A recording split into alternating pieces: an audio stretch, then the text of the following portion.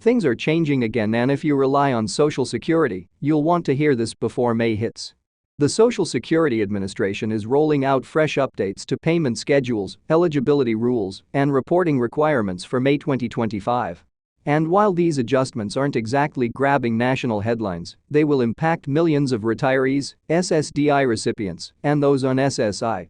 That's why it's more important than ever to know exactly what's coming and how to prepare now, not later. Let's start with what matters most: your payment dates. For May 2025, there's been a slight shuffle in the regular deposit schedule.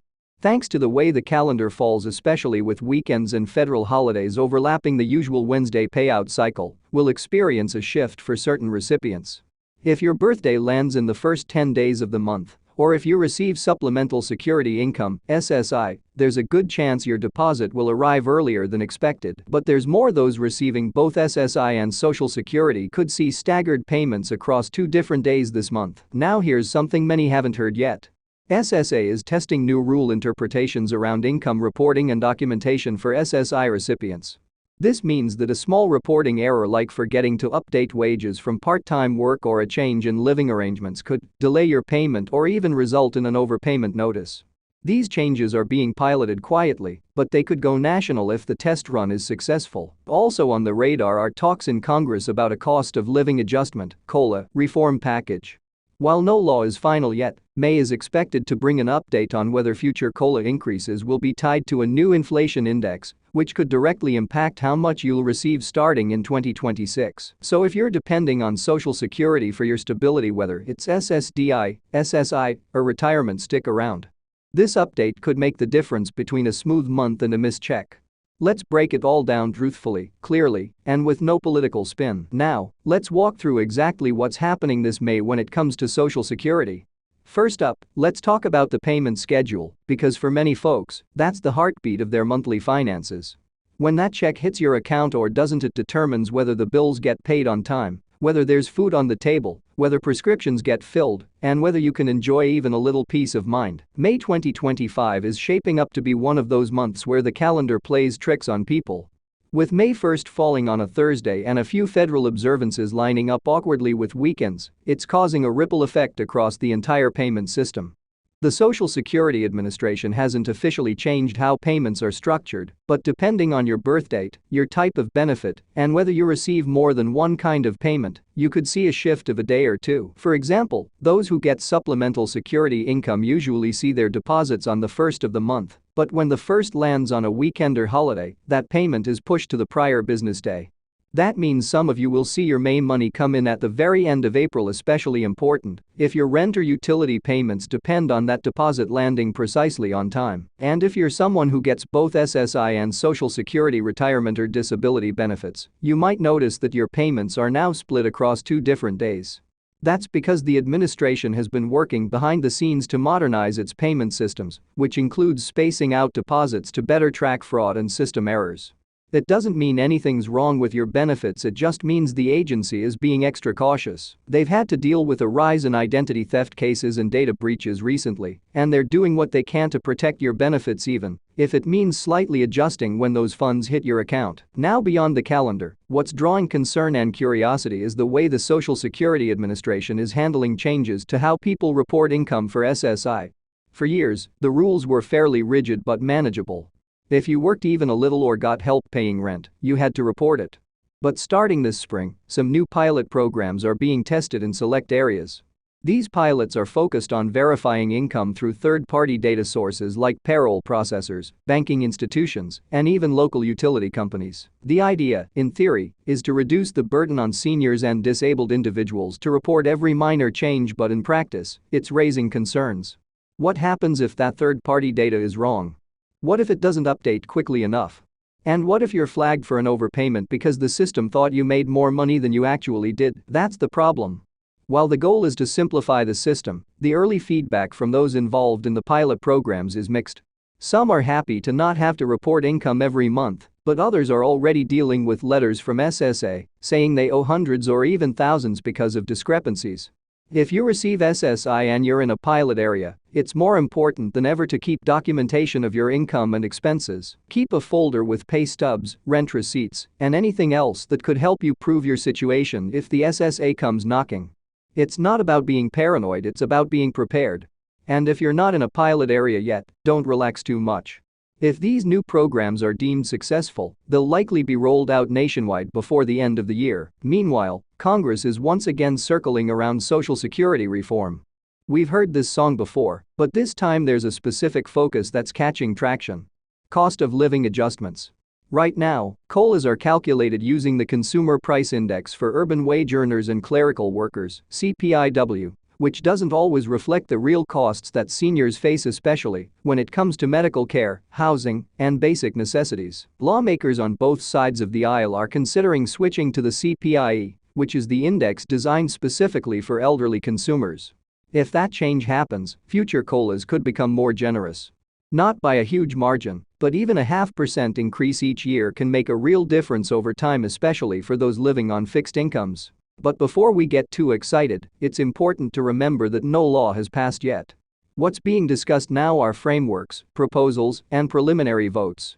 However, the discussions are heating up, and May 2025 is expected to be a key month for updates from congressional committees that have been reviewing the financial stability of the Social Security trust funds. And here's the truth: they're running out of time. Current projections show that unless something changes, the retirement trust fund could be depleted within the next 8 to 9 years. That doesn't mean the system will collapse, but it does mean that if no reforms are made, beneficiaries might see across-the-board cuts of up to 20%. And nobody wants that, not retirees, not people with disabilities, not surviving spouses, and not the lawmakers who rely on those voters. So yes, there's pressure in Washington. And while that might sound like just more political noise, it actually means something for you. When pressure builds, change tends to follow. And May is when we'll start to see which lawmakers are serious about protecting your benefits and which ones are just paying lip service. It's also a time when advocacy groups are stepping up. Organizations like AARP, the National Committee to Preserve Social Security and Medicare, and dozens of grassroots coalitions are actively lobbying Congress to push through protections for seniors. They're calling for guaranteed minimum benefits that stay above the poverty line, faster adjustments for inflation, and more protections against benefit clawbacks due to overpayments.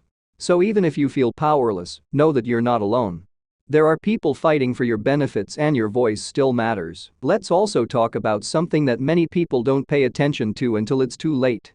The overpayment crisis. You've probably heard about it in the news over the past year, but it's still ongoing, and it's still affecting tens of thousands of Americans. Basically, the SSA has been sending out letters saying they overpaid certain beneficiaries, sometimes by a few $100s, sometimes by tens of thousands, and demanding the money back, often with little explanation and very short deadlines. It's a nightmare situation for people who were just following the rules, reporting their income, or simply unaware that the SSA miscalculated something years ago. And in May, the agency is expected to tighten these rules even more by automating more of the process. That means fewer human reviews and more algorithm-based assessments of who owes what. Sounds efficient on paper, but in reality, it's leading to stress, confusion, and in some cases, real hardship. If you ever receive one of those letters, don't panic, but don't ignore it either. You can appeal. You can ask for a waiver. You can provide documents showing why the overpayment wasn't your fault or why repaying would cause financial hardship. But you must act quickly. Time limits are strict, usually 60 days to appeal, but sometimes less depending on the letter. And the longer you wait, the harder it becomes to fix. That's why now is a good time to check in with your local Social Security office, review your earnings record, and make sure your information is up to date. It might save you a big headache later. And while we're talking about staying on top of your records, let's address something simple but critical: your My Social Security online account. If you haven't set it up yet, or if you haven't checked it in a while, this is a perfect time. Through that portal, you can see when your next payment is coming, how much you'll receive, whether there are any flags or messages from the SSA, and even request a replacement Social Security card. It's become the easiest way to stay informed and avoid surprises. And if you're not tech savvy, ask a family member or trusted friend to help you set it up securely. Just be sure to keep your login details private and safe. Now, while May's updates might not sound dramatic on the surface, they're part of a much larger story. We are living through a period where Social Security is evolving faster than it has in decades. The systems are being modernized. The rules are being reevaluated. The payment schedules are shifting slightly. And lawmakers are waking up to the reality that ignoring Social Security isn't an option anymore. For seniors who depend on these payments, that can feel both hopeful and terrifying. Hopeful because reforms could finally deliver more security and stability. Terrifying because any misstep in the rollout of these changes could lead to missed checks, incorrect benefit reductions, or even fraud. So what can you do? Stay informed. Keep watching for updates. Don't trust rumors on social media or hearsay from friends. Make sure you're getting accurate, timely information from reliable sources. That's why we make these videos, not to scare you, but to equip you. Because knowledge really is power. The more you know about what's coming in May and beyond, the better you can prepare, the fewer surprises you'll face, and the more confident you can feel navigating a system that, let's face it, wasn't exactly designed to be easy. And one last thing, if you're thinking of applying for benefits soon, whether it's early retirement, disability, or survivor benefits, May is actually a great month to get started. Why? Because many SSA offices are clearing their spring backlog and appointments are easier to book than they were in the chaotic winter months.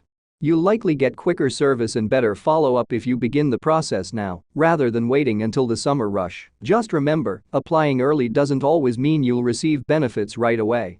There's often a review period, especially for SSDI, but getting the paperwork in now gives you a head start. Whether you're just getting started with Social Security or you've been receiving benefits for decades, this May is a pivotal month.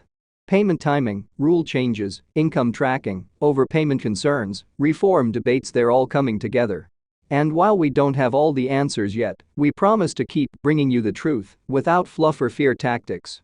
Because when it comes to your Social Security, you deserve real information and you deserve it straight. So if this video helped you feel more prepared for what's coming, don't forget to like it and share it with someone else who needs to hear this. We'll be right here bringing you every new update, every payment shift, and every change as it happens.